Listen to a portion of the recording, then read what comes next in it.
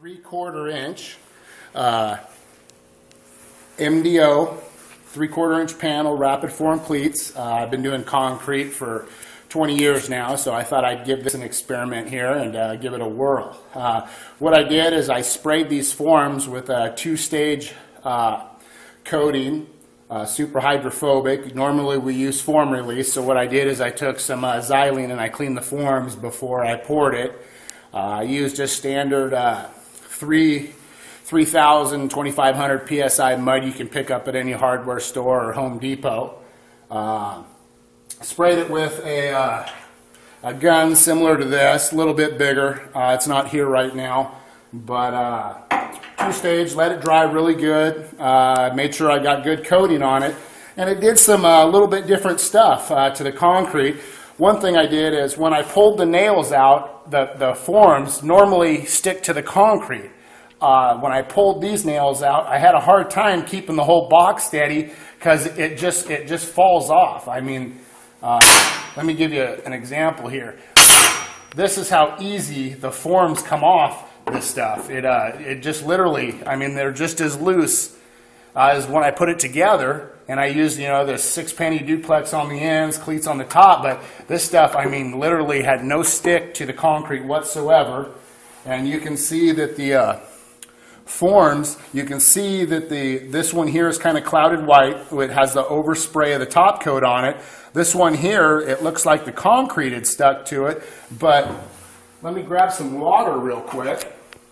You can still see that the form is still hydrophobic. I mean, you can see that it still beads water down.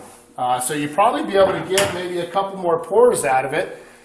This one here did the same thing. After I stripped it, I just wanted to check and see, but you can see that, I mean, it's still good for another pour. It's still really hydrophobic, still repels the water, still dry.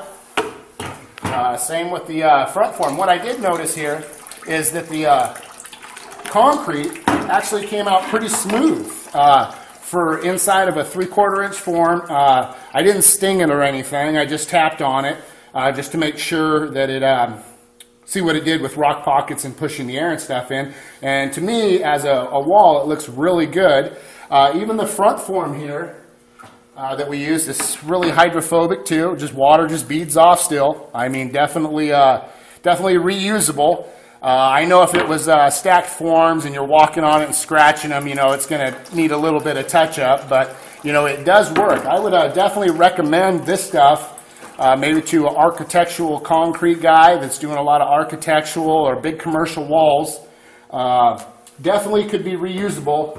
It is kind of expensive, but I think if you can get a couple good pours out of it. So what I did here is I just poured a little 8-inch by 16-inch cube of concrete, put some metal in it for some handles and stuff. One thing I did notice is, if you can zoom in a little bit here, on the edge of this thing here, usually this edge breaks off when you strip your forms because it's square. Well, I noticed after I was done pouring with this, it actually looks like I took a 1/4 inch edger and went around the whole top of the forms. The corners came out nice and square, but it was weird how the hydrophobic pushed the water over the top of this and wouldn't allow it to square up. It actually rounded the corner, which I thought was really cool, because when you strip your form, usually the top edge peels off a little bit and spalls. And that's kind of like why they run chamfer, you know, and plus the corners don't break. So this actually rounded the top edge of the concrete, which I thought was really cool. Another thing I tested when I was done with this, I wanted to see what the concrete did. So what I did is I poured water on the concrete, and somehow the top hydrophobic part of the ultra-ever-dry bonded to the concrete off the form. So what I imagine it was is, you can see on the form, because I coated it really good, I wanted to give it a good test.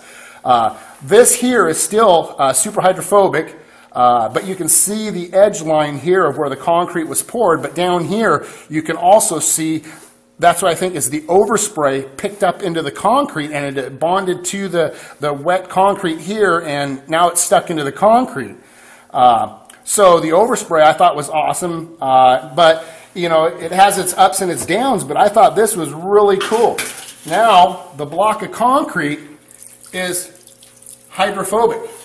It's water resistant, just like the panel is now. And you know, I meant it might be different for different applications, but now that the concrete is water resistant, I know a lot of people want to seal up their walls, but this one actually adhered to the concrete, which I thought was really cool. But anyway, 3/4 inch MDO, 2,500 PSI concrete, any hardware store. Did a pour, like the edges, rounded up. Concrete came out water resistant. Edges look really good, and the panels fell off.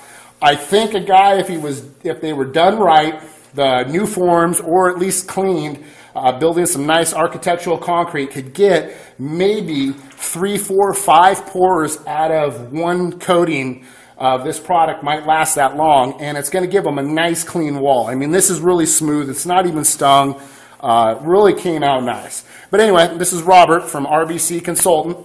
Just thought I'd give you some info on this. If you guys have any questions on these products that I'm putting up here, or need something tested, or want to send me something, feel free to give me a call. If you got something you want me to try it on, definitely give me a call. And you can ship something to me if needed, and I'll spray it, ship it back. You can give it a whirl.